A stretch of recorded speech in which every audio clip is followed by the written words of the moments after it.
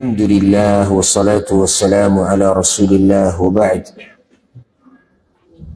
ترجمه او تفسیر په دې مبارکو درسونو کې موږ د الله په توفیق سره د سورة البقره 208 آیت پورې خبره کړې او په دې اخرنی آیتونو کې مسله الله رب العزت د طلاق بیانوله او دا هغه مسائل دي باز تیر شو باز روان دي چې د کورنۍ سره تعلق ساتي او رب العالمین د کورنۍ له ډېر اهمیت ورکړی دی. وجه دا ده چې کور د ابادېدو سره معاشره ابادېږي، قومونه ابادېږي.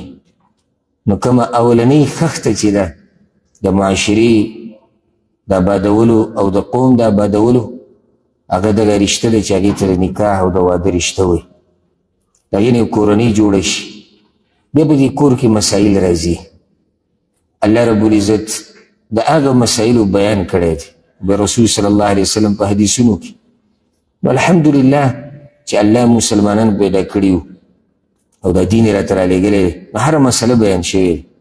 اوس که چېرته چا سره دین نه وي، هسې سوچ وکړه دی څنګه ژوند تېروي. د چا چې دین نه وي، د چا چې عقیده نه وي، دی په څه ژوند تېروي؟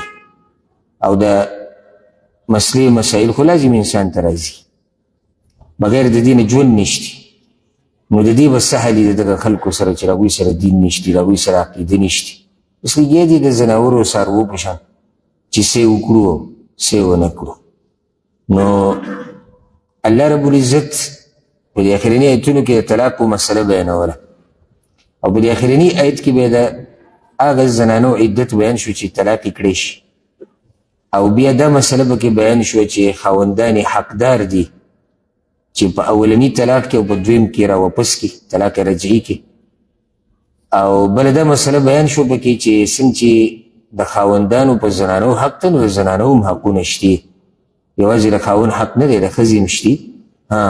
او دا یو حقیقت دی، وللرجال علیهن درجه، او د سړو په هغوی باندې مرتبه هغه اوچته ده. اوس بله مسله بیانېږي، هغه دا چې طلاق رجعي هغه طلاق چې د هغې نه بعد یو سړی ښځه راواپس کولی شي، نو دا څو پیرې دی. د جاهلیت په دور کې به داسې وه چې د یو سړي به مرضي وه چې څو طلاقه به یې ورکړو. کله به یې ښځه په دې باندې تنګولم، ته طلاق یې بیا به یې راواپس کړه، ته طلاق یې بیا به یې راواپس کړه، ته طلاق یې بیا به یې راواپس کړه. یو لوبه یې ترې جوړه کړې.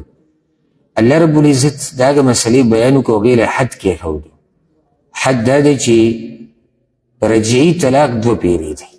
اولنی طلاق یې ورکو، بیا ښځه راواپس کولی شي. دویم طلاق یې ورکو، بیا ښځه راواپس کولی شي. دریم طلاق نه بعد نشي. هغه مسله روانه ده چې دریم طلاق نه بعد بیا کله ښځه راواپس کولی شي. نو دا چې حد بیان شو چې دوه طلاقه دي او بیا دریم نه بعد نشي راواپس کولی، نو دې سره دا خبره هر انسان ورته توجه شو، دې نه به لوبه او ټوغه نه جوړوي. اولنی دویم طلاق دی، دې نه بعد ښځه راواپس کولی شي. خو دا د څه خبره نه شوه چې یو سړی به 100 طلاق ورکړي او 20 به ورکړي او 100 به ورکړي او بیا به ښځه راواپس کړي. خو دا ښځې څاروی ځناور خو نه دی چې کله یې شړاو بیا یې راوله او شړاو بیا یې راوله. الله وایي نه، داسې خو نه ده. نو په دې آیت کې ډېرې مسلې بیانېږي. د آیت تلاوت به وکړو، بیا به هغه مسلې تفصیلا بیانو. اعوذ بالله من الشیطان الرجیم، بسم الله الرحمن الرحیم. الطلاق مرتان، طلاق رجعي دو پیری دے. فامساکم بمعروف، نساتل دی د ښځې په ښه طریقې سره. او تسریح باحسان، یا پرېښودل دی په ښایسته طریقې سره. اوس یو څو مسلې یادې کوي. اولنۍ مسله هغه دا یاده کوي چې د ښځې او د خاوند دا رشته دا مضبوطه رشته ده. دا داسې په اله اسانه نه ختمیږي، او اله ختمیږي چې کله د طلاقو ته خبره ورسي، او طلاق هم په هغه طریقه، په کومه طریقه چې شریعت ښوولي. او پرون موږ دا مسله ذکر کړه چې د الله رب العزت په حلالو شیزونو او کارونو کې څه شی بدي شي؟ طلاق بدي شي. پرون موږ ذکر کړی وه، که نه هېره شوه ده، اگر که حدیث سندن کمزوری. او دا خبره یاده کوي دا زموږ په دې معاشره کې یو دا مرض هم شته چې کله څوک راولګي کوشش دا کوي چې د ښځې او خاوند دا رشته ختمه شي. نو هغه کله د ورور په شکل کې یو کس لګي. دا زه د پښتنو د معاشرې خبره کوم او حقیقت بیانوم. که څوک خفه کېږي الله دې خوشحاله کړي. کله د ورور په شکل کې کس لګي او زه تا ته نصیحت کوم او زه تا خیر خواهی. اوس که په رښتیا خیر خواهی جدا مسله موږ دا خبره نه څه دا ښځه پرېږده دا ښځه داسې او دا کله هغه د خور په شکل کې لګي، کله هغه د ملګري په شکل کې لګي، کله هغه بله څه رشته بله څه رشته او کله په دې زنانه باندې کور ورانوي. د هغې خور لګي، د هغې مور لګي، رور لګي، بل څوک لګي، بل څوک لګي. نو دا حدیث یاد کې رسول صلی الله علیه وسلم وایي. موږ مخکې مې یو پیر بیان کړی و، پیر دوه امام ابو داود راوړی دی. رسول صلی الله علیه وسلم وایي من افسد امرأة على زوجها، یو روایت کې راځي من خببه فلیس منا. څوک چې د ښځې رشته د خاوند سره ورانوي او د خاوند رشته د ښځې سره ورانوي، دا سړی زموږ په امت کې نه دی. کوشش دا پکار دی چې ښځه او خاوند یو شي. یعنې ته به ګوتې وایي چې ښه جدا کړي او د دې ګوره دا معمولي ګناه نه ده. دا سړی رسول صلی الله علیه وسلم زموږ په امت کې نه دی. هغه کله ګوره د پلار په شکل کې وي. لکه زه د مشرانو ته هم دا نصیحت کوم. یو خو صحیح ده یو زنانه کې صحیح حقیقت دی چې د دې پرېښوده ښیي او مشر پې پوهېږي او هغه د خیر خواهي او د زړه نه او د الله د یېرې نه نصیحت کوي. دا ښکلې خبره ده. نو صرف په دې چې لکه د دې هلک ورسره محبت ډېر دی او دی د هغې د حقوقو خیال ساتي، نو پلار به شروع کړي. بعض پلاران ټول نه، بعض میاندې د خواښې او د انګور چې کوم مسایل دي زموږ په معاشره کې بیا کوشش شروع کړي چې دی اوس دا زنانه پرېږدي، دوی د الله نه وویرېږي. دغه شان رور په دې خفه کېږي چې ولې دا سړی د خپلې ښځې سره محبت کوي. نو لکه چا سره به کوي محبت؟ او ښځه نه ده. دا عجیبه خبره ده چې ورور په دې خفه کېږي چې زما دا رور ولې د خپلې ښځې خیال ساتي. نو دا خو د هغه ذمهواري ده، دا اسلام دی، دا غیرت دی، دا پښتو ده چې یو زنانه دي کور ته راوسته تور سړي اوس به ورسره څه کوي؟ پرېږدو داسې سوال دې کوي ځان له په لارو کوڅو کې. د دې به حفاظت کوو د الله نه بعد، د دې به خیال ساتو، د دې خرچ خوراک زموږ په ذمه دی. نو دا د جهالت خبرې دي او د جاهلیت خبرې دي چې څوک دا کارونه کوي. دغه شان دا خبره یاده کړئ ورسره. دویمه حدیث کې دا راځي، امام ابو داود راوړی، ثوبان رضی الله عنه أيما امرأة سألت زوجها الطلاق من غير بأس فحرام عليها رائحة الجنة. كما ښځه چې د خپل خاوند نه طلاق بې وجې غواړي نو جنت ته دننه کېده خو پرېږده، د جنت بین او خوشبو پې حرام ده. دا بله مسله شو. ښځو له بې وجې طلاقونه د سړو نه غوښته د لویه ګناه ده. او کله داسې هم کېږي چې د ښځې په طلاق کې د ښځې چې طلاقه شي دې کې د دې خپل لاس بار بار دا بعضې جاهلانې او بېدینه ښځې د خپل خاوند په دې راګرموي. زه یو طلاقه مې کو، که طلاق کولی مې شوي طلاق تا سره تنګه شوی یم او نور مې سا ډوب شوی دی. ای څه مطلب دی ستا سا ډوب شوی یم؟ ازادېدل غواړې که نه؟ تنګه شوي یم نور ستا څه مطلب دی؟ خو دې ځینې وتل غواړي.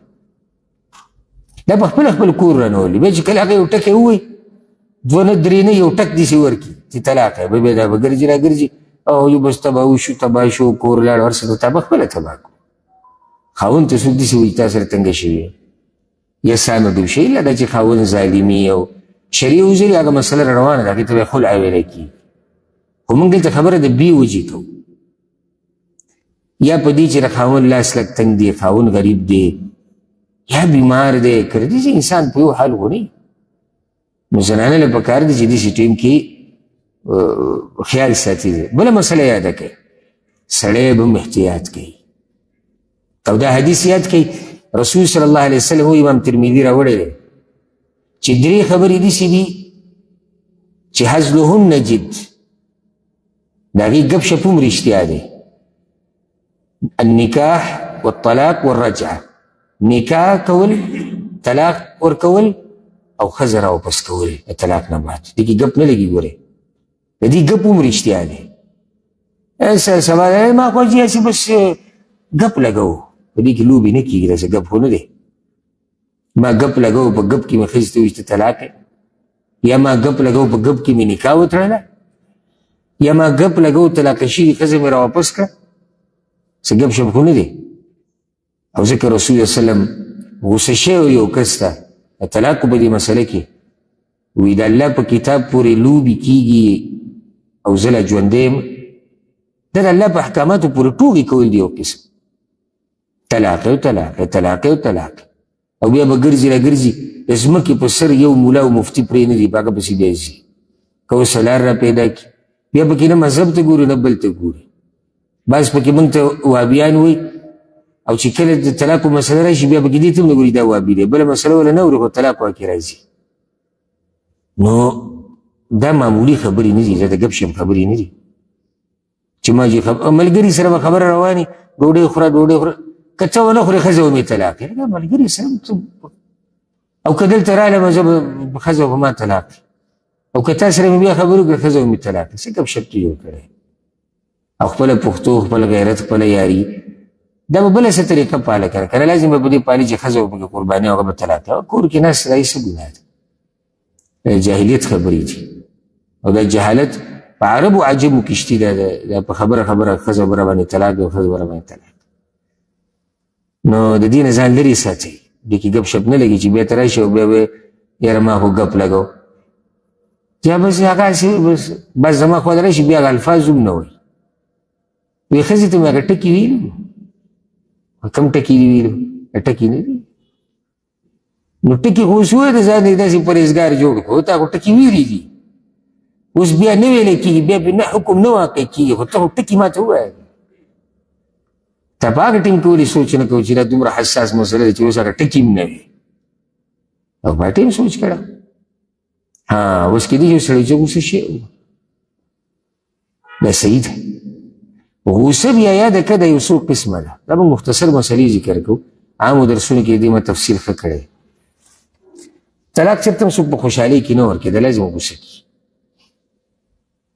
داسې نه چې سړی ډېر خوشحاله دی، یو ورځ راغی او ښځې ته ته طلاق یې غوسه شي، څه خبره راشي کې انسان چې دی غوسې د لاسه طلاق ورکړي. نو حدیث کې راځي چې لا طلاق فی اغلاق، صحیح مسلم کې دا حدیث دی. د غوسې په وخت کې طلاق نه واقع کېږي. او د حدیث وضاحت هغه داسې دی چې د غوسې درجات دي، مرتبې دي.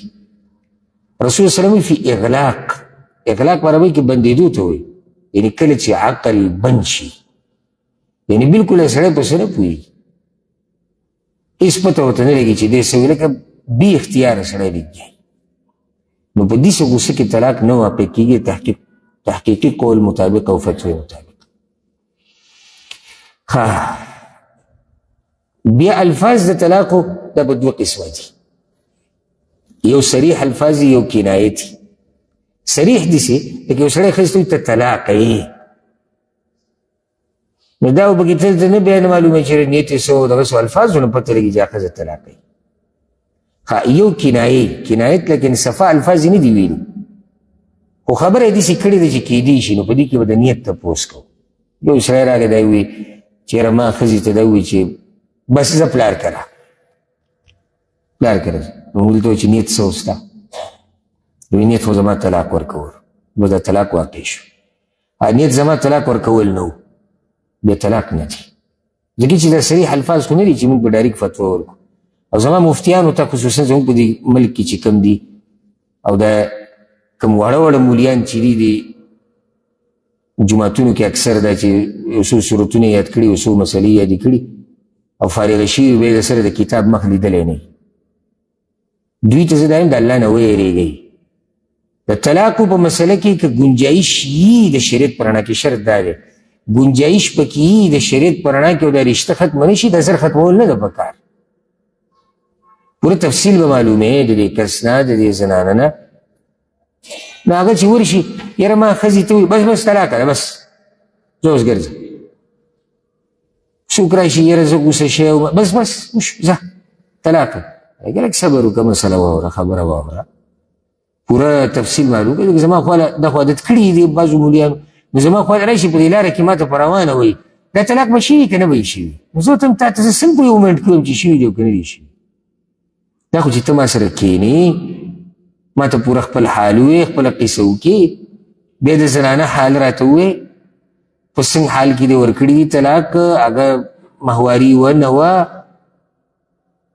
ستا غوسه څنګه وه نه وه الفاظو صریح که کنه کنایتو د دې نه بعد به یو فیصلې ته رسو څه ګپ خو نه نو دغه مولیان صاحبان چې په دې مسلو کې ورسره علم نشته الله نه دې ویرېږي د خلکو د کورونو داسې زر ورانول نه دي پکار خو شرط دا دی موږ وایو چې ګنجایش په شریعت کې وي هله چې ګنجایش نه وي نو بیا قصه ختمه ده بیا به صفا خبره کړي خو دا صفا خبره هم هله کېږي چې ته کله د دواړو طرفونو خبره واورې او حالاتو ته وګورې د هغې نه به سړی یو فیصلې ته رسي نو دلته الله وایي چې الطلاق مرتان طلاق دوه ځله دي ګوره ترجمې دا دی چې دوه ځله دي بیا د تفسیر او د وضاحتونو نه دا معلومیږي چې دلته هغه طلاق مراد دی چې هغه رجعي دي طلاق دوه قسمه یو رجعي بل باین عربي کې یو ته رجعي بل ته باین وي رجعي معنی رجوع پکې کېږي باین یعنی مطلب ښځه جدا شوه قصه ختمه شوه او هغه درېیم طلاق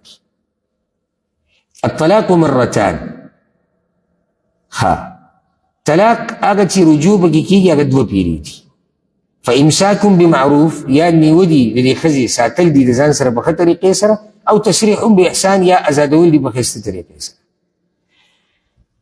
دوه خبرې دي یو سړی د اولنۍ طلاق یې ورکړو یا دویم یې ورکړو الله ورته وایي ستا سره دوه خبرې دي یا دا ښځه واپس کړه په واپسۍ سره دا خبره وکړه بمعروف په ښایسته طریقې سره د دې لپاره به نه راواپس کړې چې بیا یې تنګې راواپس که په ښایسته طریقې سره بل دا چې بیا به په عذابۍ هم نه په منځ منځ کې جاجي طلاق چې شوي وو هغه چې ته جو بس هغه چې ته تللی وي هغه چې ما راوستې هغه چې بس کیسه یو پیر شو سړی بار بار نه رایادوي دا د اسلام اخلاق هم دي دا د پښتو د سړیتوب هم دي یو کار وشي او قصه ختمه شو سړی په مخه بیا په نوڼۍ باندې چاته دا خبره نه کېږي هغه چې شي وه چې داسې شي فامساکم بمعروف بیا په ښه طریقې سره ویې ساته ځان سره او کوم چې د دې حقوق دي هغه به ادا کې کدیسې نه کې او ځان درته معلوم دی الله وایي تسریح باحسان به یې پرېږده په ښایسته طریقې سره څومره ښکلی شریعت دی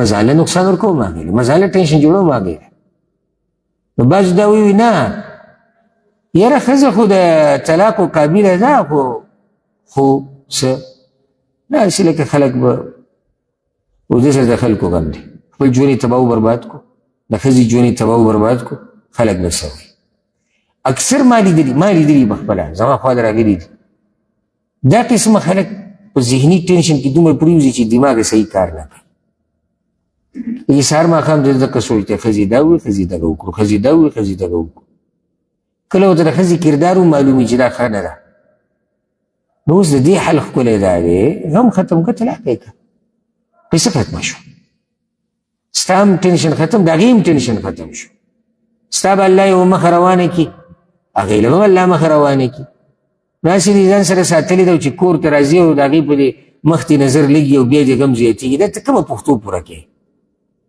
او دا کومه پښتو ده زه درته حقیقت وایم خفه کېږو به نه یو سړی دی د ښځې د هغه سره نه لګي او د ده د ښځې سره نه لګي او دی دا وایي چې زما د ښځې کردار هم صحیح نه دی د بیا هم ځان سره په نکاح کې هغه ښځه ساتلی چې د هغې کردار صحیح نه دی دا پښتو ده دا د کوم ځای پښتو شوه دا خبره د یارې د کېدی شي دا سواره بل څه قدم اوچتوي ځکه چې ته پخپله زما ورسره نه لګي او ما سره یې نه لګي او ته پخپله کردار یې صحیح نه دی نو دا خو بل قدم هم اوچتولی شي ته دې ته په انتظار چې یو ورځ دې ښه صفا وشرموي ته دې انتظار کې ناستې کله داسې چې دا سړی مشکل په دې سړي کې نو ښه حال یې دا دی پرون من خبره وکړې طلاق ورکړه خبره ختمه شوه نو الله وایي او تسریح باحسان یا پرېښوده دي په ښایسته طریقې سره پرېښوده څنګه شریعت حدود څه دي او شریعت حدود ته عامه خبره وکړه کوم چې د هغې حق رسي په مهر کې هغه ورته میلاو شي بل تحفه جوړه جامې زیاتوله ورکړي رفع الله قدرک وروسته وبسې بیا سپکې سپورې نه وي بس پرېږده خو د قصه ختمه وي که چا بیا دا قصه راواغېستم زموږ پښتانې راغلي زموږ پښتانه راغلي اکثر دې کلیو کې هلته خو د چا څه کار مار نه وي که نه نو اکثر بس دقه چې سهار کې د ناشته ماشته وکړي راوځي نو بیا دقه کیسې میسې چوي. ها څنګه ایو تا ته راکړه که نه چې اوس دې څه ووایي. قصه ختمه شو، دروازه وه بنده شو. بله پرېږده به ښایسته طریقې سره دې ته به دشمنیانې نه جوړېږي. زمونږ طلاق هم ګټه قصه یي که نه، زمونږ د پښتنو طلاق هغه هم ګټه جاښه ده. که طلاق یې ورکړو نو دا اوس د کس دوه نه، دا د دوو خاندانونو دشمني ده، دا به دشمني. نو دا د کور والا به په دې طرف نه راځي، دا کور والا به په هغه طرف نه راځي. څه چل شوی ده ولې وایي طلاق یې ورکړي. طلاق خو یو شرعي مسله ده، حل دی وشو. د دې نه بعد بیا به څه کېږي. نو اوس که دا زنانه مثال کې د تره لور ده، د ماما لور ده، په خپلوانو کې به دغه کور خو لاړ ټول، او هغوی هم وایي زموږ جنۍ طلاقه کړې ده، هغوی طرف نه قصه کوي. دا دواړه جهالت خبرې دي، دا دواړه د جهالت خبرې دي. بله مسله دا یاده کړئ، هم په دې آیت کې دریم طلاق ذکر هم دی.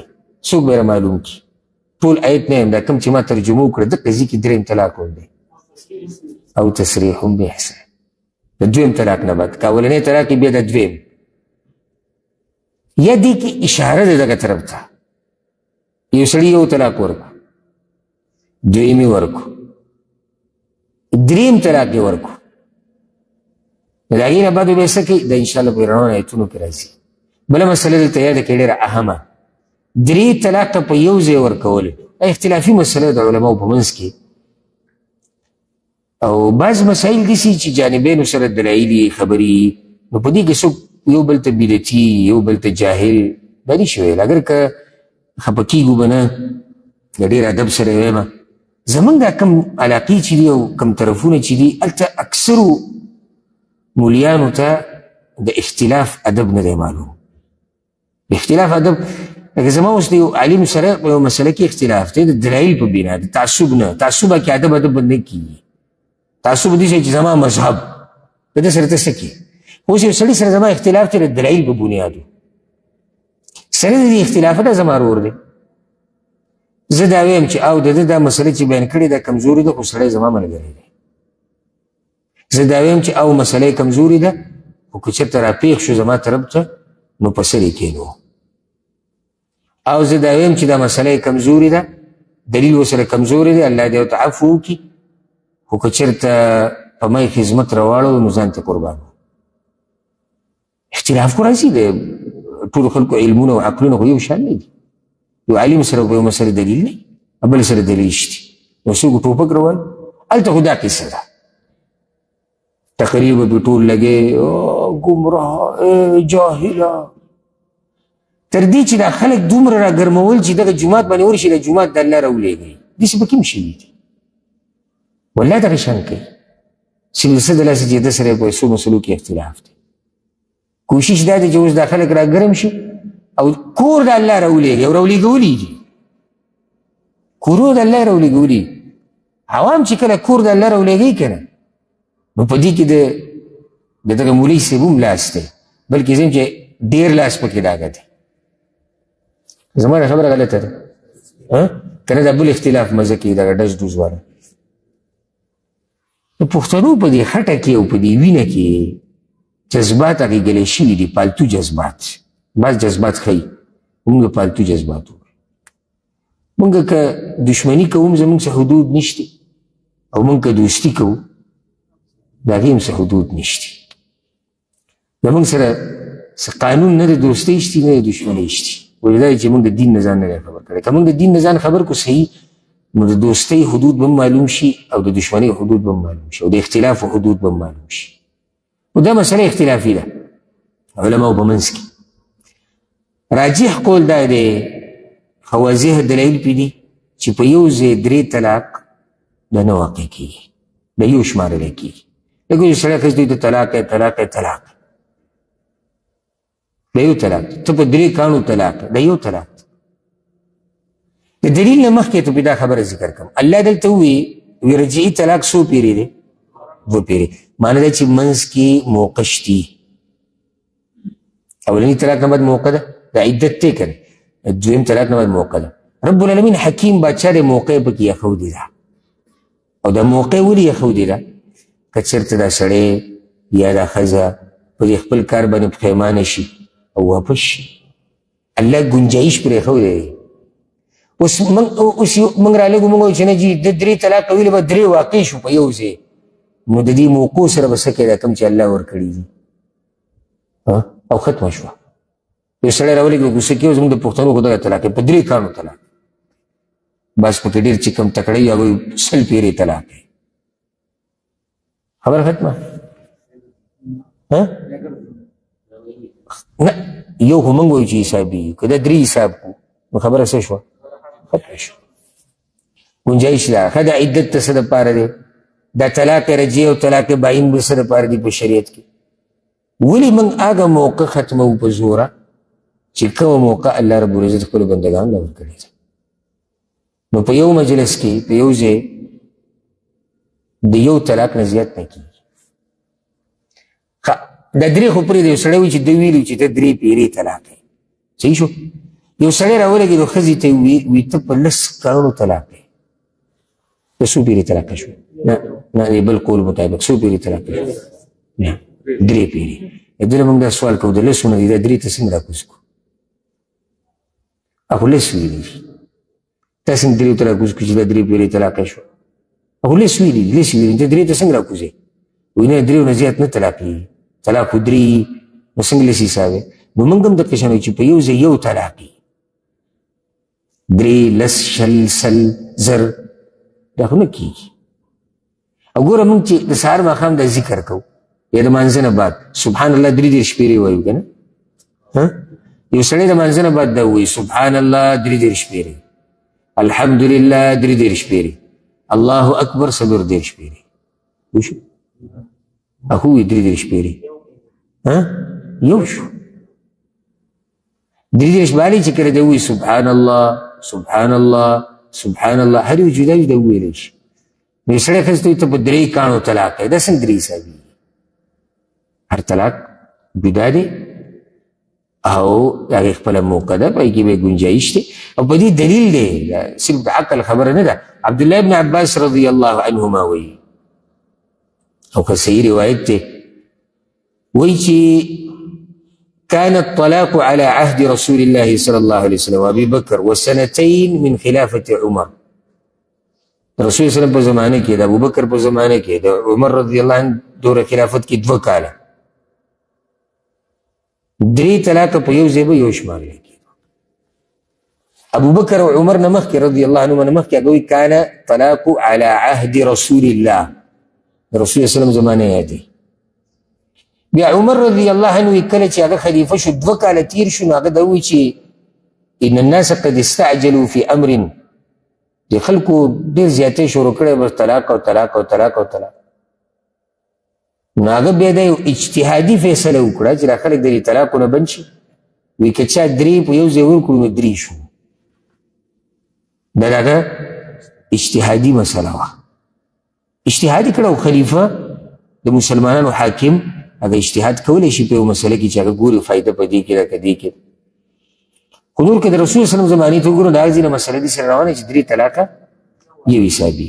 بل په دې کې یو بل دلیل واله امام ابو داود، امام ابن ماجه، امام احمد دا روایت راوړی دی او په هغې کې دا دي چې رکانه راولګېدو خپله ښځه یې طلاق کړه طلق امرأته 3 في مجلس واحد، په یو مجلس کې په یو ځای کې 3 پیرې طلاق کړه. څه غم کې و راغی په رسول الله صلی الله علیه وسلم پسې هغه ته کیف طلقتها، څنګه طلاق دې ورکړي؟ هغه طلقتها 3 3 مې ورکړي في مجلس واحد، په یو ځای کې ویا. رسول الله صلی الله علیه وسلم فانما تلك واحده، دا یو طلاق دی، فرجعها ان شئت، که غواړې چې دې ښځې ته واپس شي ځان ته واپس کړي نو واپس یې ده. ته واضح دلیل دی. نو 3 طلاقه په یو ځای یو حسابېږي. اور دا مسله تفصیلي ده خو دلته موږ هسې خلاصه ذکر کړه. بله مسله دا یاده که اولنی طلاق او دویم طلاق چې کله ښځې ته ورکړی شي نو دا به د خاوند د کور نه نه وځي، د خاوند د کور نه به نه وځي، عدت به دا د خاوند په کور کې تېروي. دا مسله قرآن کې ذکر ده، را به شي سورة الطلاق کې. دا به د خاوند د کور نه نه وځي. ورسره دا یاده که د عدت په دوران کې اولنی طلاق نه بعد او دویم طلاق نه بعد د عدت په دوران کې د ستوګنیزې او خرچه خوراک څښاک جوړه جامه د ذمهواري ګوره د خاوند ده ځکه چې دا له د دغه خاوند په نکاح کې د مکمل وتی نه ده عدت په دوران کې ده شریعت ګوره هر څه کې حکمتونه پرونو موږ بعض حکمتونه ذکر کړو ولې الله رب العزت وایي چې دا ښځه به د کور نه نه وځي له طلاق نه بعد د طلاق رجعي نه بعد وجه دا ده چې الله وی لعل الله يحدث بعد ذلك امر سورة طلاق کې برش وی کیدای شي کې سلار را پیدا شي کیدای شي سلار را پیدا شي لار دې سره پیدا کېږي یو سړی د ښځې له طلاق ورکړو او هغه 3 حیضه عدت تېری یا 3 میاشتې او د خاوند په دې کور کې دا اوړي راوړي د هغه مخې ته هغه اوړي راوړي په هغه ټیم کې دوی غوسه و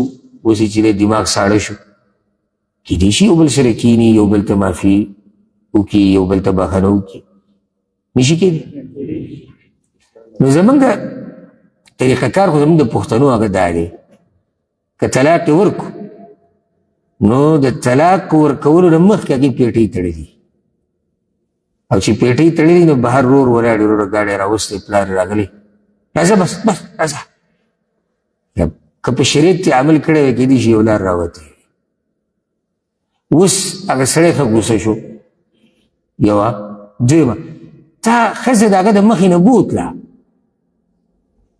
کېدای شي دې سره د هغه زړه نرم شوی وی یا دوی د یو بل سره څه خبره اتره کولی نو یو بل سره خبره اتره خو تا ګنجایش پرې نه کاو خیال هم دی چې په شریعت نه پوهېږي څومره لوی نقصان بله بیا دا چې هلته بوته نو دی وایي چې موبایل باندې ګوره رابطه ونه شي موبایل رابطه بنده شو هر څه بند شو اوس به څه چل کوو خبره ختمه شو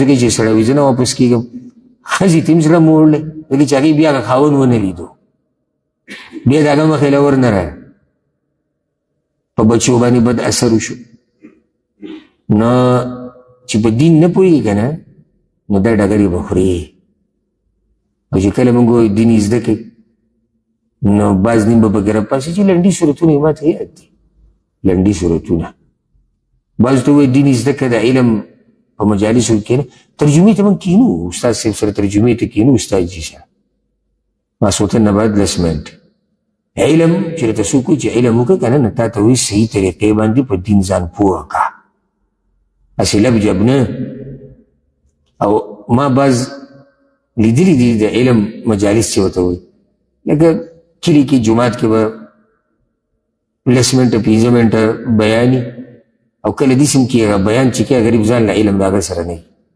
جومات وی راغلی دی جومات کې خبره روانې جومات ته راغلی دی او جومات خبره کوي او کوم کس چې ولاړ غریب سره ځان له علم نشته بیا که چېرته یو ترجمه روانې بس یو روانه ترجمه ده اکثر پکې یو 15 یا 6 سپینګیري ناستي دا داسې ده که نه ده سپینګیري غریبانان ځان له په خپله دنیا کې یا پوهېږي نه مولوي صاحب دومره وضاحت نه کوي روانه ترجمه کې طلاق مرتان طلاق دو پیري او دوسرے وبېشه سپینګیري غریب په څه پوهېږي طلاق دو پیري دا کوم طلاق یادوي او څنګه چې په ښه طریقې سره پرېږده او په دې سره پرېږده که دا صحیح بیان شوی وی زموږ د پښتو په معاشره کې به دغه جهالت وی کوم چې اوس ما ذکر کو ترجمه خو شوې ده نه ده شوې ښه درسونه پکې هم شوي خو مسله واضحه نه ده بیان شوې یوه بله بعض مولیان الله دې ورته عفو وکړي هغوی دې ته هم ګوري چې دا معاشره په کومو خبرو خفه کېږي هغه بحث به نه کوي هغه به نه چلي لکه اوس د پته دی چې پلانې صاحب ګلدا او خندا او خان کاکا او خان صاحب او ملک صاحب ناست دي هغوی په دې موضوع خفه کېږي د خور لور د عیسی د دې بحث به نه کوي نه دی به بس په دې باندې تیر شي لکه د میراث ایتونه شروع یوصیکم الله فی اولادکم للذکر مثل حظ الانثیین هلک ته به برخه میلاویږي د 2 جنکو برخه امره لږ دلته ودرېږه دا ملک صاحب پې پوه کړه دې څه مطلب دی دا استاد صاحب دا بل صاحب پوه کړه نه چې د دوی نه ده خوښه که خوښېده او که نه ده خوښه دا خو د الله دین دی نو کوتاهۍ هر طرف نه شوی دی څنګه چې موږ پښتانه متل کوي وایي څه اوبه خړي دي څه میان ړانده دي یا قیصه اړي ته خړي ته ده مسلې وضاحت پکار دی طلاق رجعي نه بعد ښځه په کوم ځای کې اوسېږي خاوند په کور کې همیشه لپاره عدت په دوران کې خرچ خوراک به بچایي په خاوند باندې طلاق بعین نه بعد نه او خبره ختمه شي بلکې هلته خو یره ده چې ګناه کې به واقع شي چاله دې شریعت په هر کار کې څنګه حکمتونه اوس په هغه طلاق کې ولې نه وایي چې دا ښځه دې پاتې شي عدت په دوران هلته واپسي نه کېږي داسې بلکې یره ده دا د دوی د یو بل سره وخت تېر شوی دی کېدای شي بیا شیطان د دوی په منځ کې څه ورانې وکړي او دوی یو بل ته نږدې شي چې هغه ناروا دي الا دا مسله په سورة طلاق کې راځي که چېرته د زنانه په خېټه بچی او دې ته درېیم طلاق ورکړی شوی نو د بچي د کېدو پورې خرچه چې ده هغه په خاوند باندې خرچه په خاوند باندې دا مسلې ګرانې مسلې دي که نه اسانې دي نو دوه خبرې یادې کړئ یوه کله تاسو یو عالم وینئ که نه الله رب العزت په قرآن او حدیث پوه کړی نو پوه شئ چې ده له الله توفیق ورکړی دی او توفیق نه بعد د ځان ستړی کړی دی داسې ګپ شپ نه دی وایي دا دنیوي تعلیمونه نه دي او دا دنیوي کارونه دا ګوره ډېر اسان کار دی هېڅ غټه قصه نه ده زه کله ناکلې د بعضو ملګرو ته غوسه شم یو دنیوي کار کوي لا زه په دې پوه نه یم زه اخر کم داسې ګران کار چې ته بلا پوه نه یې ته باندې پوهېدې څه ګران دی لږ عقل استعمال کوه دقه کار دی لکه اوس بدلېږي خو نه لکه اوس هسې مثال بل یو سړی د بجلۍ کار کوي یعنې لویه خبره به نه او نه به لویي خو ما دې ځان سره یو هفته دوه بوځي او زه دې سیسټم ته هسې ګورم چې دا کیسه څنګه روانه ده زه بیا په دې څنګه نه پوهېږم دا خو بیا زما په سر کې کاڼي پراته وي کاڼي به نه پراته چې زه پرې نه پوهېږم بیا دنیوي کار دی څه ګټه کیسه خو نه ده د دین مسلې دا اوس ګرانې خبرې دي د الله توفیق نه بعد محنت غواړي کوشش غواړي دا کوم چې تاسو کوئ لګیئ دا دقه شان محنت غواړي او چې کله دې محنت وکړو د هغې نه مخکې الله توفیق درکړی نو الله یې درته څه کړي اسانه کړي تاسو ته اسانه نه کړه پوه شوئ به که نه اوس په دې مسلو باندې علماو کتابونه لیکلي ګډ ګډ تاسو ته د هغې خلاصه بیان شو مختصر تاسو پرې ورسېدې دا مسلې تعلق د چا سره ساتي ټولو سره د یادول پکار دي هر کور کې دا مسله راتلی شي ځکه چې ښځه خاوند خو هر کور کې دي ما خو تاسو ته وایي چې د کور اولنۍ خښته څه ده اولنۍ خښته ستاسو کې څه بلاک او خښتې ته سوچ لاړ اولنۍ خښتې د ښځې او د خاوند میلاوېدې دي نو چې ښځه او خاوند شتي نو د دې مسلو د راتلو امکان شتي ته به ځان پوه کړې د اول نه نو ته به ژوند په رڼا کې تېری هېڅ مشکل به راته نه الله دې موږ په دین باندې پوه کړي اوس بله مسله ورسره یاده کوي هغه دا یو سړی د اولنۍ طلاق یې ورکړو دویم یې ورکړو عدت کې موقع شتي چې دی دا ښځه راواپس کړي او راواپس یې نه کړه بس یې روزمه ورسره نه لایکي عدت تېر شو کیسه ختمه شو اوس نکاح خو ختم شو خو دی دا ښځه بیا هم راواپس کولی شي ځکه چې طلاق رجعي دی اولنۍ دی او دویم دی خو راواپس کوي به اوس داسې نه اوس به دی د سر نه بله نکاح کوي پای کې به مهر وي پای کې به ګواهاني لکه څنګه چې ده په اوله ورځ اولنۍ نکاح کوله ورسېدی به که نه دا تپوس ډېر خلک کوي که عدت تېر شي لکه یو سړی د ښځې طلاق کړه اولنۍ طلاق ته یا دویم دی او په هغې باندې کال تېر شو او بیا راغې تا نه یې تپوس وکړو چې مفتي صاحب او تا ته یې مفتي ووایي ځکه چې درسونه کې ناست پاسې بد خو به نه وایي که نه ښه وایي صحیح هسې دا یو مسله بله راله صحیح وایي که غلط وایي ولې غلط وایي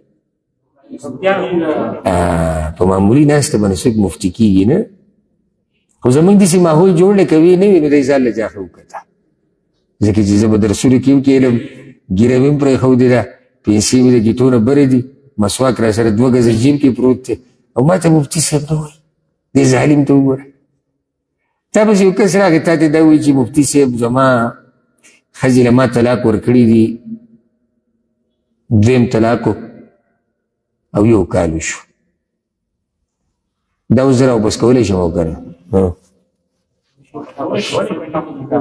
راواپس کولی شي په نوي نکاح. ولې نوي نکاح؟ هلته خو ته په دې مفتي ټکي خوشحاله شوې خو د مفتي ټکي بیا وځیني. ولې نوي نکاح؟ بارک الله فیک. هغه کومه موقع چې الله دره ورکړې وه د زنانه مجانن راواپس کول لکه فري راواپس کولو، هغه موقع کې ده نه ده راواپس کړې. بس شعري چې هغه موقع کې تا نه ده راواپس کړې نو اوس چې ته ده راواپس کړې بله نکاح به کړې. ورسېدې پېږه نه؟ ها بل سوال وکړم. یو سړی دی ښځې سره نکاح وکړه او ښځه لا رخصت شوې نه ده د پلار د کور نه راغلې نه ده او ده طلاقه کړه. څومره عدت به تېروي؟ عدت پې نشته. او دا مسله یاده کړئ د دې ټلیفونونو دا رابطې نه دي نن سبا دې هر څه تباه برباد کړو. زما خواله ګوره ډېرې دا مسلې راځي زه ځان له به سوچ کې اچولی نه وي لا راوستې نه ده خو ما طلاقه کړه. ولې؟ د هغې غټه وجه هغه په ټلیفون باندې رابطې دي. رابطې کوي دوی په موبایلو باندې ویډیوګانې تصویران یو شی بل شی یو شی بل شی. دې کې د دې جنۍ څه خبرې د هلک ته معلومې شي یا د دې هلک څه خبرې د جنۍ ته معلومې شي یا د یو بل نه زړه موړ شي ځکه چې اوږدې اوږدې خبرې دي او زړه یې موړ وي ته طلاق کوي. نو بعض راشي ما ته وایي ولې حرام دي څه؟ هر ځای کې سړی ګرم ګرم کېږي نه چې ولې حرام دي څه.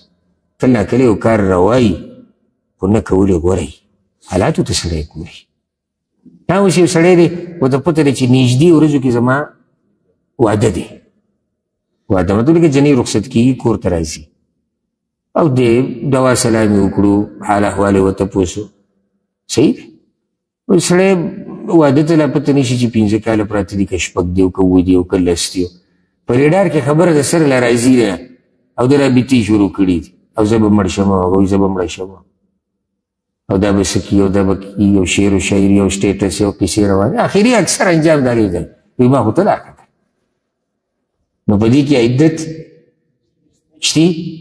عدت نشتي ځکه چې دوی جدا شوي نه دي یو ځای شوي نه دي. مسلې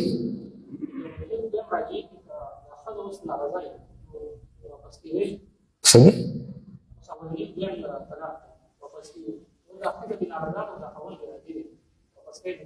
چې ښځه نه واپس کېږي څنګه واپس کېږي؟ وایي چې زه نه واپس کېږم طلاق یې ورکړي.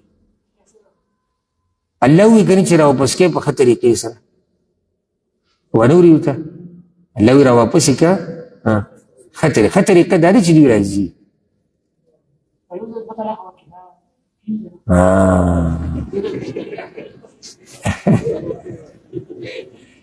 مونږ کیسه وي د زلیخې ختمه کړه او دی اوس تپوس کوي چې دا سړی و که دا ښځه وه چې درې په یو ځای درې نه واقع کېږي نو دوه څنګه په یو ځای دوه واقع کېږي هم یو ځای.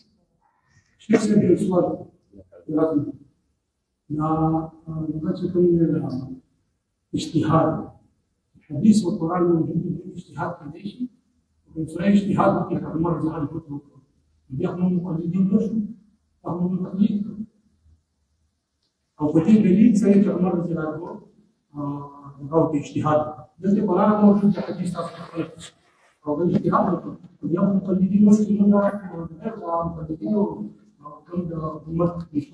ورسېدم اول دا خبره ده که عمر رضی الله عنه د امت څخه عام مولا نه دی. وجه دا ده رسول صلی الله علیکم بسنتي وسنة الخلفاء الراشدين المهديين زما لار راونیسئ او د خلفاء راشدین لار راونیسئ. د عمر رضی الله عنه عمل تابعداري کېدی شي په دې چې هغه په خلفاء راشدینو کې او رسول صلی الله المهدیین هغه خلفاء چې هغه هدایت یافته دي په هر څه کې. کله اجتهاد د یو عام عالمي خو دا م یاده ساتئ دا مسله چې کله عالم اجتهاد کوي که نه نو دی داسې یو غر بل غر نه ولي خپل کوشش کوي دلایلو کې سوچ کوي. دا اجتهاد چې څومره علما هم د دې امت کوي که نه نه هغوی داسې هسې نښه نه ولي چې یاره چې په کوم طرف خبره لاړه ځان ته مخې ته قرآن کې دي حدیث کې دي بیا دغې مسلې د حل دپاره کوشش کوي. اجتهاد کوشش ته وایي. نو کله دی په دې اجتهاد کې صحیح ځای ته ورسي او کله دی په دې اجتهاد کې صحیح ځای ته ونه رسي. او رسول صلی الله علیه وسلم وایي په هر حال کې دته اجر میلاویږي. که اجتهاد یې صحیح ځای ته ورسېد بیا ول الله 2 اجر ورکوي. یو دا کوشش، یو دا چې حق ته ورسېد. او که اجتهاد یې حق ته ونه رسېد نو بیا د دې کوشش اجر ورته میلاویږي، او دا چې حق ته ونه رسېدو الله یې په دې نه رانیسي.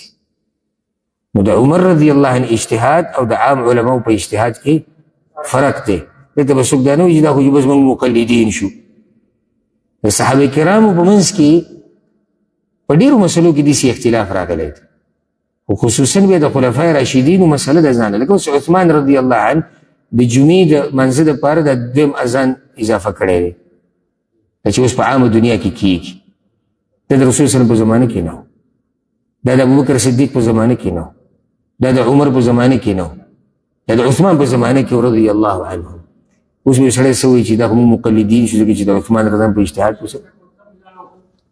زه ستا مطلب نه ګوره، اعتراض نه دی، زه تا پوه کومه که نه. اجتهاد باندې عمل نو آیا دا سړی به ګناهګار وي چې درې کلام په یو ځل باندې دا واقع؟ تا اوس سوال اوس تا صحیح وکړو. اول تا د اجتهاد خبره ذکر کړه چې دا خو اجتهاد شو موږ مقلدین شو. که چاته دلیل ورسي او دی د دلایلو په رڼا کې کمزوري دي او که هغه صحیح دلایل دي، کله دلایل کمزوري یا د یو عالم په قول باندې یو سړي اعتماد وکړو، د عوامو سره دومره علم نشتی چې هر سړی د خپل لټون وکړي، او د یو عالم په قول باندې عمل وکړو، دی وایي چې 3 طلاقه 3 دي، دی خو نه ګناهګارېږي په دې باندې، ځکه چې ده چې خپل کوم وس و هغه وکړو. وس ته یې دا و چې د یو عالم نه یې تپوس وکړو، د هغه نه یې تپوس وکړو په دې د هغه ته دلایل هم په دې دي. عمر رضی فتوا هم دا ده، بلکې دا مسله ده چې د امت اکثر علماو دا فتوا ده چې 3 طلاقه 3 واقع کېږي. دا د امت اکثر علماو فتوا ده.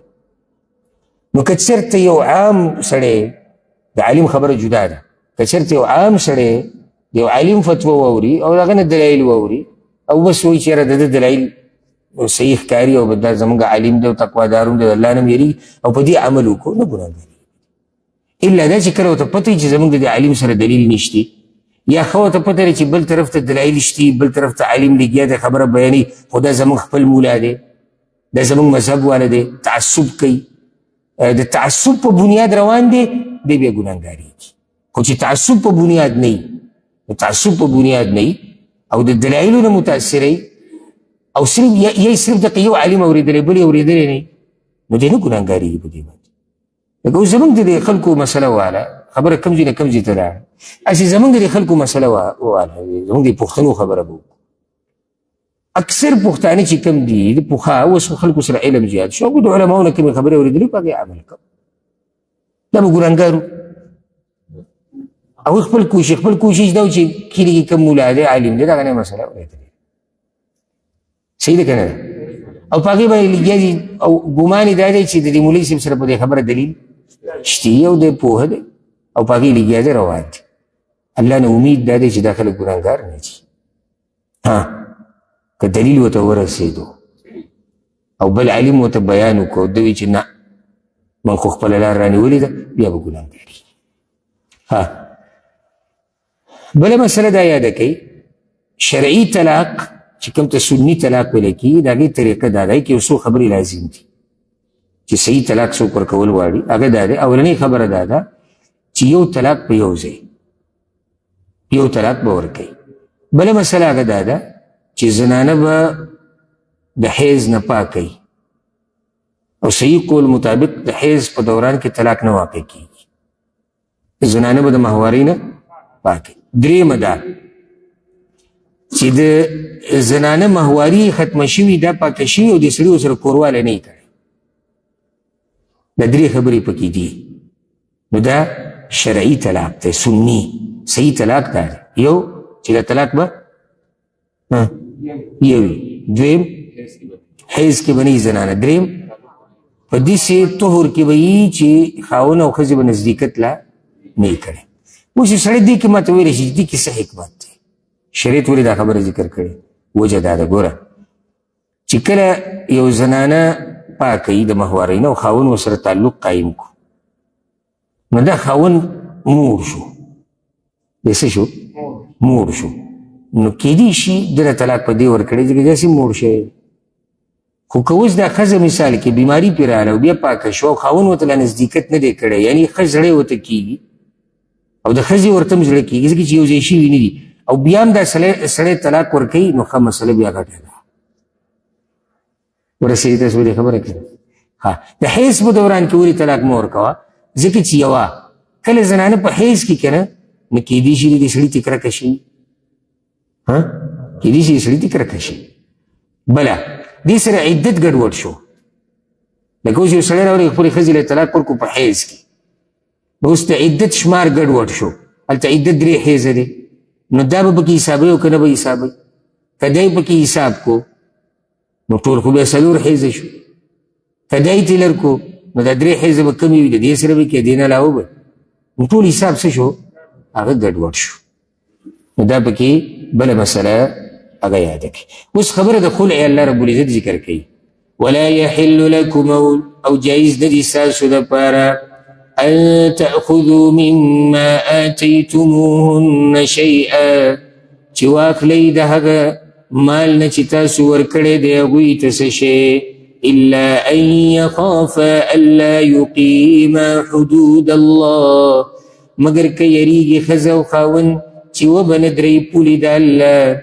فإن خفتم ألا يقيما حدود الله، نو که چېرې تاسو یریدئ چې وبه نه درې دا دواړه پولې د الله، فلا جناح علیهما، نو نشتي ګناه په دې دواړو فیما افتدت به، په هغه مال کې چې په بدله کې ورکړي ښځه هغه خاوند لره.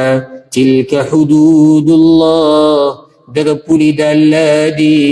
فلا تعتدوها، نو مه تېرېږئ د دې نه. ومن يتعد حدود الله، او څوک چې تېر شي د پولو د الله نه فأولئك هم الظالمون، نو هم دغه کسان ظالمان دي. دلته اوس د خلع مسله ده، ترجمه وشوه، وضاحت لازم دی. ولا يحل لكم، او نه دي جایز تاسو لره چې تاسو والئ هغه څه چې د ښځې له مو ورکړي دي. ښځې له م څه شی ورکړي؟ مهر. دې نه دا مسله ثابته شوه چې ښځه به تنګې نه، لکه یو مثال راولي کې ښځه تنګی، او دا مسله په سورة النساء کې تفصیلا راشي چې دا ښځه ما نه په خپله طلاق وغواړي نو دا مهر به ما ته پاتې شي، دا به خلع وغواړي، خلع کې خو به خاوند ته مهر واپس ورکړي. الله وایي دا نه دي جایز تاسو چې هسې تنګوئ، دغه به تینارې. بله دا مسله ثابته شوه چې کوم مهر چې تا هغې له ورکړی دا د هغې شو. بعض وایي زه خیر دی 10 تورې سونه ورته ولیکه، هسې کور ته بیا راځي، مته ویلی چې زموږ ملکیت ته راځي، نه ستا ملکیت ته نه راځي، دا د ښځې مال دی او چې هغه ورسره څه کوي کولی شي. الا ان یخافا، مګر که دا دواړه ویرېږي. دواړه څوک دي؟ یریږي په دې چې یاره موږ د الله د پولو خیال نشو ساتلی. معنی دا چې پولې د الله دا دي چې ښځه به د خاوند حق ادا کوي او خاوند به د ښځې، او دوی یریږي چې موږ د دې پولو خیال نشو ساتلی، یعنې زموږ ژوند نه تېرېږي. فإن خفتم، نو که تاسو ویرېدئ الا یقیما حدود الله، چې دا دواړه د الله د حدودو خیال نشي ساتلی، فلا جناح علیهما، نو نشتي ګناه په دواړو باندې. فیما افتدت به، په هغه مال ورکولو کې چې ښځه ورکوي خاوند لره، او په خاوند ګناه نشتي چې خاوند یې اړي. وضاحت داسې شو.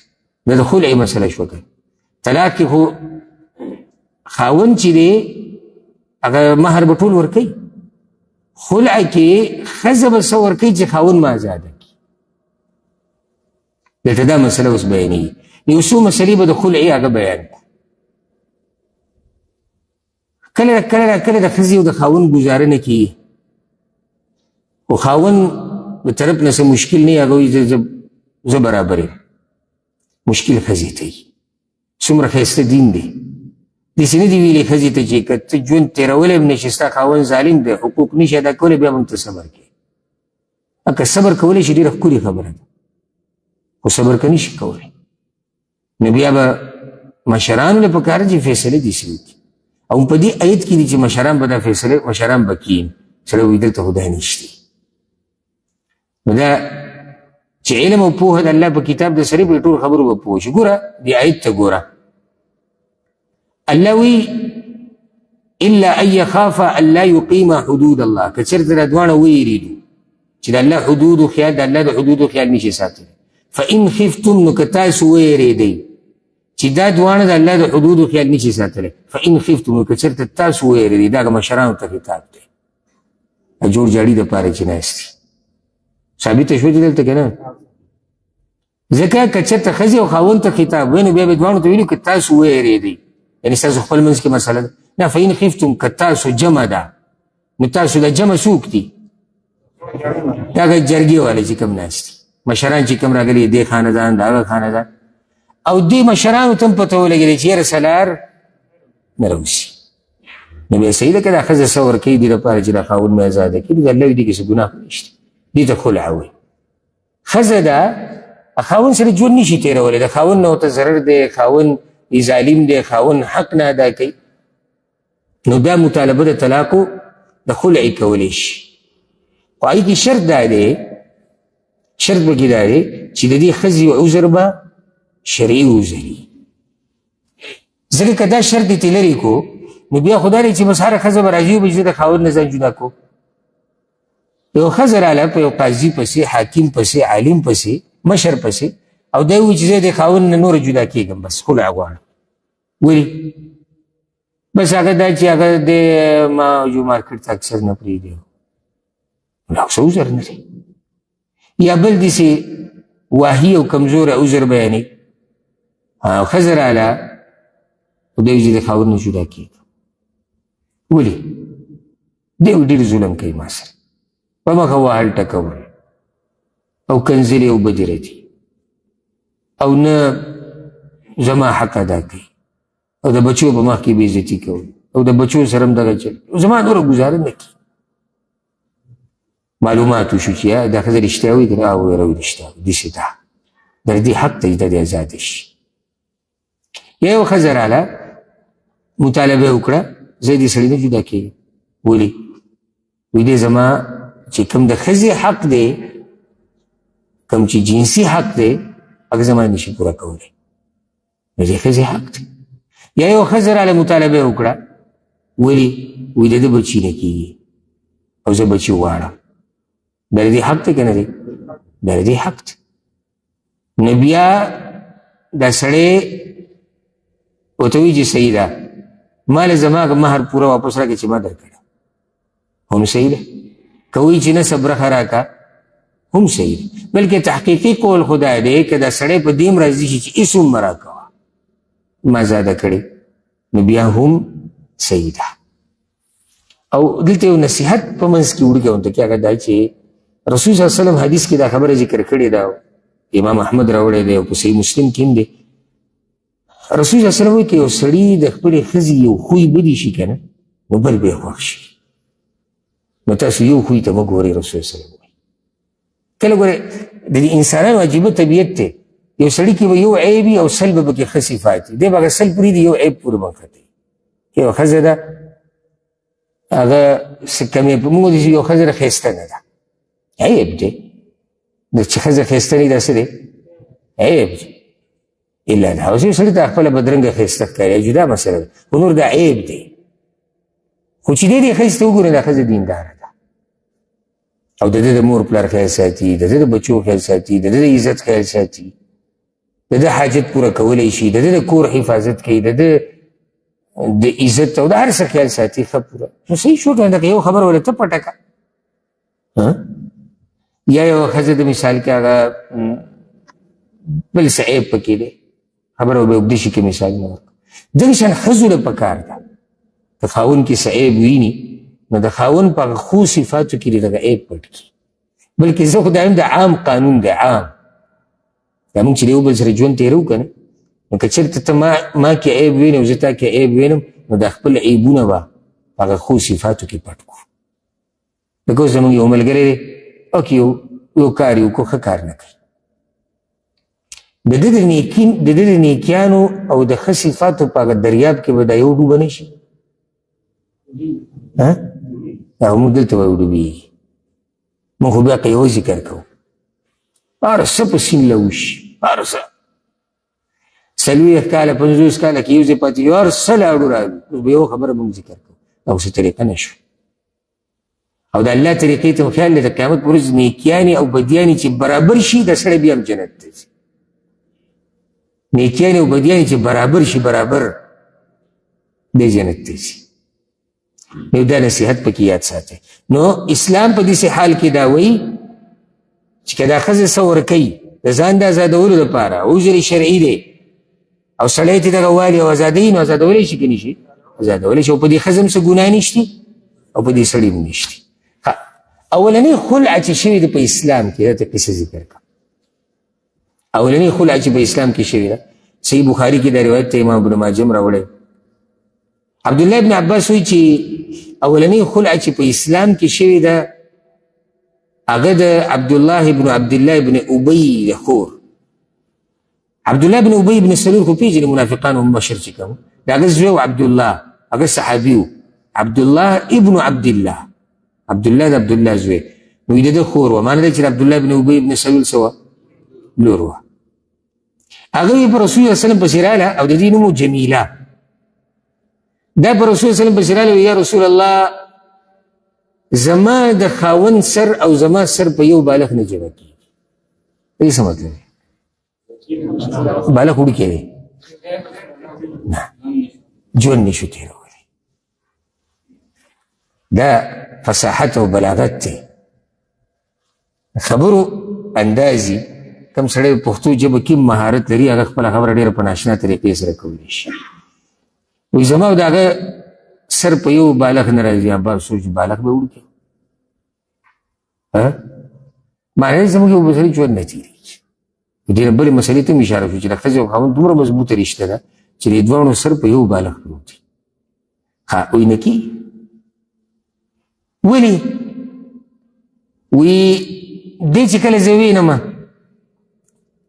او نورو سړو سره رواني، نو په ټولو کې چیت دی او د رنګ نم تور دی او ښایست ول الله نه دی ورکړی، بس زما سړی ته بلکل پرېوتی نه دی. او یا رسول الله په اسلام کې مې ناشکري بدي شي، الله زه د ناشکرۍ نه منع کړی یم او مسلمان یم. نو دا ناشکري رانه کېږي نه، ځکه چې خاوند را سره دی او زړه زما انسان دی، ګوره کله زړه ته څوک کوز نه شي، زړه ته نه دی کوز شوی، نه کېږي. نو چې زه ورسره ژوند تېروم نو مخکې ګناهګارېږم.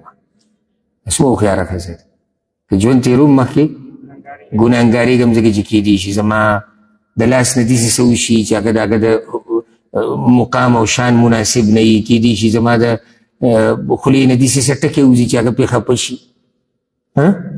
نو ښه دا ده چې د اوس نه دا رشته ختمه شي، نو د ده بېعزتي به ونه شي. د هوښیاره ښځه د خاوند حق ورته دومره سوچ دی چې زه به ورسره داسې ژوند تېر کړم، خو ناشکري به رانه کېږي او زما نه ده خوښه چې په اسلام کې زه یم او زه ناشکري کوم. رسول الله وسلم ته بیا ووي، رسول الله وسلم ورته څنګه وي؟ یا رسول الله اخلاقو کې عیب نشتی، په دین کې عیب نشتی، ښه دینداره دی، بس نه مې دی نه مې لګي ورسره. نو رسول الله وسلم خاوند ته ولې ووي تا دې له مهر، خاوند ولې راوغوښتو، خاوند راوغوښتو دی خو راشه چې راغی، ویل ستا دا ښځه راغلې ده، وایي چې زما او د ده سر په یو بالغ نشي جمع کېدی. نو هغه وایي یا رسول الله زما خوښه ده، هغه ښځې وایي زما نه دی خوښه. ګوره شریعت تنګول نه غواړي څوک، لازم زنځیر ورته واچوي چې نه نه کې ژوند نه تېرېږي. نو رسول الله وسلم ورته وایي اوس ته څه؟ هغه وایي لقد امهرتها حدیقه ملیئه بالنخل. یا رسول الله ما ګوره دې له مهر کې یو غټ باغ ورکړی دی چې هغه د دې کجورو د دې ونو نه ډک و، یعنې ښه جایداد یې وله ورکړی.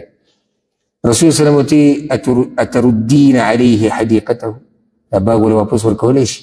هغه ورته یو. رسول الله وسلم ورته وایي خذ الحدیقه وطلقها، دغه باغ ته وله طلاق یې کړه. دا اولنی خلع په اسلام کې شوې ده. دا باغ تی والا طلاق یې دیز کې وګوره پښتو کې څوک سنډې را سنډې نو چې ما لی راکړي زه به په هزار پاک کړم دا د شریعت مسله روانه ده او ژوند هم دا دی نه تېرېږي ژوند ولاړ دی څه وکړو دغه شانې پرېږدو یو حل خو راویسته غواړي که نه اوس به له دې نه بعد دا ښځه ځان له مخه وشړي او دې سړي ته به الله داسې زنانه ورکړي چې د ده سره به ژوند ښه تېرېږي ښه او دا یاده کوي بعضو روایتونو مطابق دا خاونې چې دی ثابت ابن قیس ابن شماس رضی الله عنه دی دا د هغه بیبي ده او غټ صحابي او بیا د دې زنانه سره وروسته چې دی نو حنظله واده کړی و حنظله هغه د احد په ورځ چې شهید شوی و ملایکو چې ورله غسل ورکړی هغه د دې سره واده کړی و د دې سره واده کړی و د عبدالله بن ابی ابن سلول د لور سره یو بله قصه پکې مواله ده یو زنانه د حبیبه بنت سهل الانصاریه رضی الله عنها دې حبیبي د خاوند راولګېد او دا یو ورځ یې وویله خو داسې وویله چې هډوکي وله بدن کې مات کړو هغه په خاوند پسې هم ورله 3 پیرې عفوا په پلار پسې ورته وایي زما دا خاوند ما وایي او کنځلې کوي او بدې ردې راته هغه ورته وایي زه خیر دی زه ګزاره کوم ستا خاوند ژوند نه تېرېدو کله ناکله ژوند بلکل ودرېږي نو هغه په رسول الله وسلم پسې ورله رسول الله وسلم ته ټوله کیسه وکړه وایي دا ځای راله والی دا ځای راله والی ټول تفصیل یې ورته ذکر تعجب خبره هغه دا ده الله اکبر او دا کیسه امام ابو داود راوړې ده دا هم د ثابت ابن قیس ښځه ده کوم نه چې دې بلې ښځې خوله اخیستې چې موږ یې کیسه ذکر کړه دا هم د هغه ښځه ده او ځکه داسې امام ابن حجر رحمه الله وی د ثابت ابن قیس دا کومې قیسې چې د هغه نه دوو بیبیانو خوله اخیستې وه وی دا جدا جدا قیسې دي او په ثابت دي نو رسول الله وسلم ثابت ابن قیس راوغوښت وی ته راشه چې راغی نو رسول الله وسلم ورته ډاري کوي ځکه چې هغې خو ورته هر څه وښوو چې دا ځای راله والی دا ځای راله والی دا ځای ګزاره نه کړي په دې ټیم کې پکې رسول وسلم بیا ځکه چې دلایل هر څه ښکاره شو ډاري که ورته ویې خذ بعض مالها وفارقها څه مال واله ښځه پرېږده هغه ویې رسول الله فإني أصدقتها حدیقتین دې له ګوره ما 2 باغونه ورکړي په مهر کې هغه بلې له 1 باغ ورکړی دې له 2 ورکړي دي بیا ورته ویې یا رسول الله والذي بعثك بالحق نبیا په هغه الله مې د قسم چې ته پیغمبر را لېږلی د ځمکې په دې مخ باندې که زما څوک ډېر خوښ طاقت ته یې د هغې نه بعد مې بیا دا ښځه غواړم کله انسان داسې شي چې بس لکه سره دی چې محبت او بیا دومره وهل او ټکول انسان دی کمزوری دی رسول وسلم ورته ویي ما تقولین اوس څه وایې ښځې ته یې ویلی حبیبې ته هغوی دی رښتیا وایي تا سره محبت ته دا هم رښتیا وایي ستا نه بعد ما سره محبت ته دا هم رښتیا وایي خو زما بدي شي فلا انا ولا هو زما د ده ژوند نه تېرېږي موږ ګزاره نه کېږي نو رسول سلم ورته خذهما وفارقها دغه دواړه باغونه ترې واله او دا جدا که بس ته ازاد یې کړه هغه ازاده کړه کله د مسلې حل دی ځکه شریعت د خلعې مسله هغه ذکر کړې ده بیا د هغې نه بعد الله رب العزت دا خبره تړې ده چې تلک حدود الله دا پولې د الله دي یعنې دا حکمونه چې کوم بیان شو دا پولې د الله دي فلا تعتدوها په دې پولو نه به تېرېږئ نه یعنې د دې احکامو خلاف ورزي به نه کوئ هغه نه د خواهش پرستۍ کې نه دا چې د پښتو نوم یادی یا معاشره یادی نه کوم حدود چې د الله دي حدود د الله دي او څوک چې د الله د حدودو نه اوړي او تېرېږي نو دا خلک الله وایي څه دي ظالمان دي اوس د 3 طلاق خبره کېږي فإن طلقها نو که چېرته طلاق یې ورکړو ښځې ته 3 طلاق فلا تحل له من بعد نو حلال نه ده دا ښځه دلره وروستو د دینا حتی تنکح زوجا غیره تر دې چې نکاح وکړي د بل خاوند سره فإن طلقها نو که چېرته طلاق ورکړي هغه دویم خاوند دې ته فلا جناح علیهما نو نشتي ګناه په دې دواړو ان یتراجعا چې یو بل ته واپس شي ان ظنا ان یقیما حدود الله که د دواړو ګمانو چې پابندي به کوي د پولو د الله وتلك حدود الله او دا پولې د الله دي يبينها لقوم يعلمون چې بیانې دغه قوم د پاره چې پوهېږي که دریم طلاق یې ورکو نو بیا دا ښځه همیشه دپاره به د بنده شو الا چې د دې په مرضۍ او د دې د مشرانو په مرضۍ د دې چې کوم اولیاء امور دي پلار دی رور دی تره دی د هغوی په مرضۍ دا یو بل میړه ته واده شوه بیا څه وخت بعد د هغه سره څه خبره اتر راغله هغه په خپله مرضۍ دا طلاقه کړه اوس د دې نه بعد د هغه زوړ خاوند ته راواپس کېدی شي د هغه دپاره دا حلاله شو خو دا یاده که چې قصدن عمدن داسې کوي لکه یو سړي خپله ښځه طلاقه کړه په دریم طلاق سره او بیا یې روانه کړې ده به بل چا پسې بوځي چې هغه اوس دې سره لږ سات سملي او بیا ځان ته راواپس کومه رسول وسلم په دواړو لعنت ویلی دی لعنت په دې سړي لعنت په هغه څوک چې حلالي او رسول وسلم هغه ته التیس المستعار ویلی دی حدیث کې د کرایي پیسه د کرایي چیرې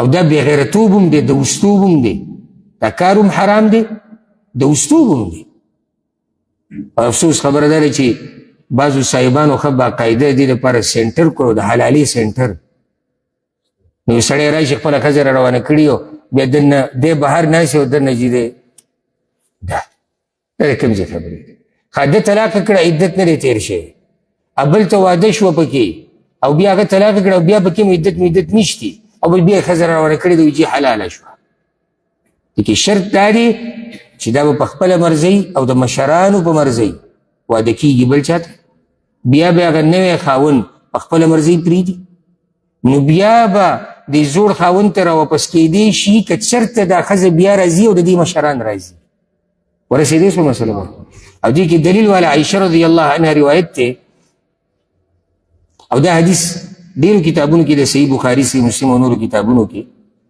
چې د رفاعه بیبي په رسول الله وسلم پسې راغلی و یا رسول الله زه د رفاعه په نکاح کې وم هغه ما له طلاق راکړو او ما له دریم طلاق هم راکړی یعنې طلاق باین یې ما له راکړه نو ما د عبدالرحمن بن زبیر سره واده وکړو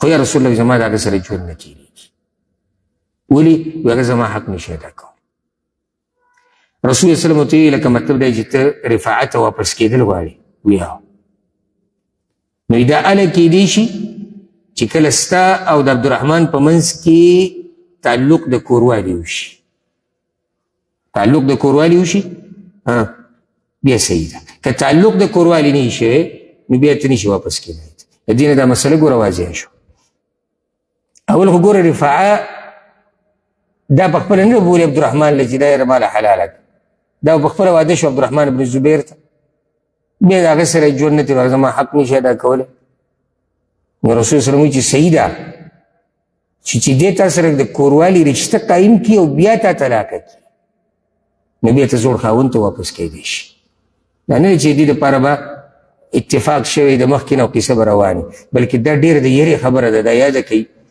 امام طبراني دا اثر راوړی دی عبدالله بن عمر رضی الله عنهما یو ورځ یو کس ته وویل هغه کس خپله ښځه طلاقه کړې وه په دریم طلاق سره او بیا ګرځېدو چې څوک یې حلاله کړي زموږ په ملکونو کې دا طریقې کېږي افسوس خبره چې د دین په جامه کې بعض دیګیا دی او دا حلالي دی او دا دی او دا نو هغه ورته وویل عبدالله بن عمر ورته وویل کلاهما زان وان مکث 20 سنه دا به دواړه زیناکار حسابېږي که دوی 20 کاله هم ژوند تېر کړو ځکه دا ښځه د لپاره حلاله شوې نه ده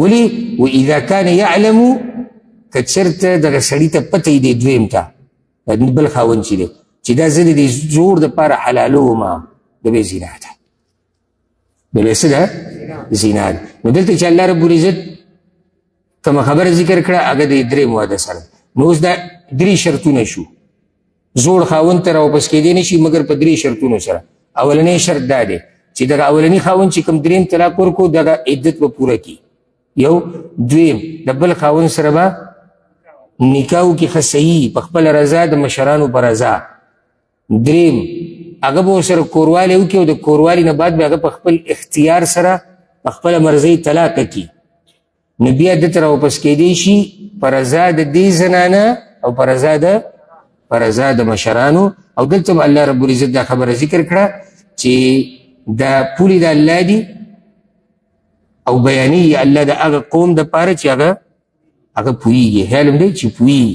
چې نه پوهېږي هغوی به دې نه څه فایده واخلي وَإِذَا طَلَّقْتُمُ النِّسَاءَ او کله چې تاسو طلاقې کوي زنانه فبلغنا اجلهن بس نږدې شي نیټې خپلې ته نږدې شي نیټې خپلې ته کومې نیټې ته عدت نیټه ده که نه که یو کس دی خپله بیبي طلاقه کړه او د دې نیټه ده که دی په ختمېدو ده فامسکوهن بمعروف نو وساتئ دوی په ښایسته طریقې سره او سرحوهن بمعروف یا یې پرېږدئ په ښایسته طریقې سره دا مسله مخکې واضح شو دا کوم طلاق دی طلاق رجعي دی ولا تمسكوهن ضرارا لتعتدوا او ما بندوي دوی لره دپاره د ضرر ورکولو اوس یې سړی چې زه یې راواپس کومه خو په څه نیت یې راواپس کوي چې ضرر او نقصان وله ورکوي الله وایي داسې به نه کوي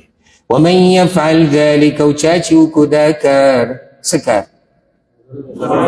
واپس یې کړی د ضرر دپاره فقد ظلم نفسا نو یقینا د ظلم وکړو په خپل ځان الله اکبر الله دې سوی چې د ښځې سره ظلم وکړو ښځې سره خو ظلم کړی او ځان سره حقیقت کې ظلم وکړو ولا تتخذوا آیات الله هزوا او منیسئ آیتونه د الله په ټوکو سره احکام د الله دا مطلب دی احکام د الله دین د الله ټوکې ته مه جوړوئ د طلاقو مسله د زنانه د واپس کولو مسله د خلع مسله د نکاح مسله الله وایي داسې ګپ شپ نه دی د دې نه ټوکې مه جوړوئ ولا تتخذوا آیات الله هزوا واذکروا نعمة الله علیکم او رایات کوي احسانات د الله په تاسو باندې وما انزل علیکم من الكتاب والحکمه او هغه چې رالیږلي دي الله په تاسو د کتاب نه او د سنت نه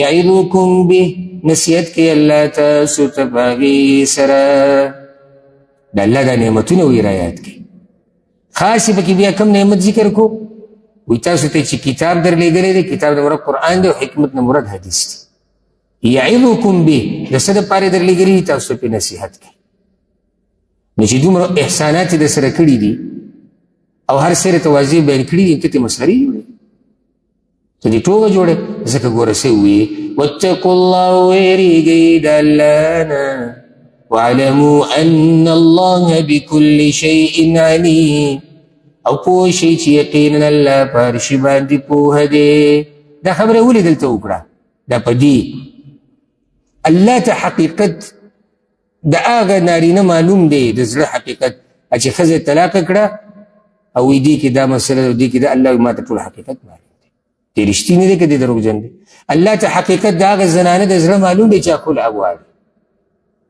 الله ته حقیقت د هغه چا د زړه معلوم دی چې دا ښځه یې راواپس کړه چې ولې یې راواپس کړه الله ته حقیقت د هغه چا د زړه معلوم دی چې دا ښځه جدا کړه ولې جدا کړه موږ ټول یې ویرولو ویریږئ د الله نه او زه ګوره په هر څه پوهه یم اوس بله مسله بیانېږي او دا 15 حکم تشریعي دی عدل الاولیاء للمرأه هغه دا که چېرته یو ښځه طلاقه کړې شي خلاصې دا یو ښځه طلاقه کړې شوه او بیا څه وخت بعد دا غواړي چې د زوړ خاوند ته واپس شي یعنې دا کوم طلاق دی رجعي دی اولنی او دویم او دا خاوند هم غواړي چې دا را واپس کړي د دواړو په دې مشوره ده او صلاح ده مشرانو ته الله وایي چې تاسو بیا د خپله خور لور مه منع کوئ، دا ظلم مه کوئ. کله داسې کی لکه صحیح بخاري کې دا روایت دی چې د معقل ابن یسار رضی الله عنه خور و هغه د خپل تره زوی له ورکړې وه.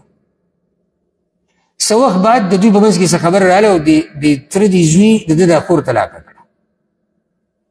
چې طلاقه یې کړه بیا هغه پښیمانه شوی دی او د دې جنۍ م یاد شوی دی. راغې ورې وټکه وایي زه دا خپله ښځه واپس کوم. هغه وایي نه، زما دې په الله قسم یې کېده زه تا ته واپس کوم. اکرمتک بها وزوجتک، ما ستا عزت وکړو، خور مې دله درکړه، تا طلاق ورکړو. او اوس بیا را روانې چې مال یې بیا راکړه. کله ناکله سړي کې دا غیرت راشي او دا غیرت په ځي نه دی، دا غیرت په ځي نه دی ځکه چې انسانان دي دوی منځ کې خبرې راځي. ښځه خاوندي صبر راغلي طلاق یې ورکړو او موقع الله ورکړې ده چې واپس کېدی شي، نو ما ورته بیا څوک وي چې هغه موقع ختمو. شرط پکې دا دی چې دوی ښه صحیح واپس کېږي او ښځه خاوند پرې راځي. او داسې م ویل کېږي چې د جابر بن عبدالله رضی الله عنهما د تره لور وه او دا یو کس ته واده شوی و، هغه کس طلاقه کړه، نو تره دا لور بیا ده کره وه. نو څه وخت بعد بیا راغی وایي دا زه واپس کوم. دا ورته نه دا ورته موږ واپس کوو. ولې یې طلاقه وایي؟ الله رب العزت د ایتونه راولېږي چې نه داسې به نه کوئ. الله وایي وَإِذَا طَلَّقْتُمُ النِّسَاءَ، او کله چې طلاق ورکوئ تاسو ښځو ته، فبلغن اجلهن، او ورسیږي هغوی نیټې خپلې ته، فلا تعضلوهن، نو مه منع کوئ دوی لره. عدل په عربي کې تنګسیا ته وایي، منع کولو ته وایي، بندولو ته وایي. دوی مه بندوئ، مه منع کوئ. ان ینکحن ازواجهم، چې نکاح وکړي د خپلو خاوندانو سره. کوم خاوندان؟ هغه زاړه. اذا تراضوا بینهم بالمعروف، کله چې رضایي په خپل منځ کې په ښه طریقې سره، دا بګي شرط، کله رضایي په ښه طریقې سره. دې نه بله مسله دا هم راووته چې د زنانه نکاح بغیر د ولي د اجازت نه کېږي. کوم ځای کې دا مسله؟ ولي ته وایي چې مې منع کوي. که چېرته د ده د اجازت نه بغیر نکاح کېدی بیا ولي ته دا خبره نه کوله. خبره زموږ دا خبره ذکر کړه چې د ښځې په نکاح کې دوه خبرې دي، ښځه به راځي، ولی به راځي مشر. او حدیث کې راځي لا نکاح الا بولي. یو حدیث کې راځي رسول الله صلی الله علیه وسلم وایي چې ځان په خپله واده کوي، نو دا خو د زناکارو خلکو د زناکارو ښځو صفت دی چې هغه ځان په خپله واده کوي. دا مسله دې ځینې ثابته شو. ذلک دا حکم چې دی یوعظ به، نصیحت کېږي په دې سره، من کان منکم یؤمن بالله والیوم الآخر، هغه چاته چې ستاسو نه چې ایمان لري په الله او په ورځ وروستنۍ. یو ډېر د یېرې خبره ده. الله وایي دا کوم حکم چې بیان شو که نه، او دې نه اشاعت دا دې ته به هغه څوک غاړه ږدي چې په الله او په آخرت ایمان. لیکن دا کار ګران دی. لکه اوس یو سړي خپله خور واده کړه، خپله لورې واده کړه او طلاقه کړه، سبا بیا راغلی دی ما ته را واپس کړو، ډېر ګران دی چې ته اوس واپس کړي. نو الله تا ته ووایي چې د چا په الله او په آخرت ایمان هغه به ومني. چې کله د ایمان تا ته مخې ته یي که نه، نو ډېر داسې ناروا کارونه د هغې نه به ته بند شي. خو چې کله د ایمان د مخې نه لرې کړو، نو بیا ستا په هېڅ څه باندې به برید نه لګي. ذلکم ازکا لکم واطهر، دا کار زیاتونکی دی ستاسو عزت لره او ښه پاکونکی دی. دې کې عزت هم دی، دې کې پاکوالی هم دی. عزت څنګه دی؟ ګوره که دا خور لور دی ورنه کي، واپس یې نه کي، کېدای شي سبا له دا څه فحاشي وکړي، عزت یې خراب شو که نه. نو ښه دا نه دی چې ته که سړي ته واپس کړي، او سړی هم دا غواړي او ښځه هم دا غواړي. الله وایي ستاسو عزت هم دې کې دی. بل دا پاکونکې خبره څنګه؟ یعنې پاکونکې د فحاشۍ نه. اوس که دا مشر دا خور لور منع کوي، کېدای شي هغوی څه پټه لار پیدا کړي، په فحاشۍ کې واقع شي. نه شي کېدی؟ کېدای شي. نو ځکه الله وایي که دا خبرې ومنلې، نو دې کې ستاسو عزت هم دی او دې کې به تاسو د ګناهونو او د فحاشۍ نه پاک پاتې شئ. والله یعلم وانتم لا تعلمون، او الله پوهېږي او تاسو نه پوهېږئ. ای سړی وایي دا څنګه او دا ولې او دا خو دغه او دا داسې. الله وایي زه پوهېږم او تاسو نه پوهېږئ. بل دا چې الله په حقیقت د زړونو باندې پوهېږي، دا خبره دلته دا سړی چې دا ښځه واپس کوي په څه نیت واپس کوي الله یې ماته پته دا ښځه چې واپس کېږي دې سړي ته په زړه کې څه دي الله وایي د دې ماته پته ده.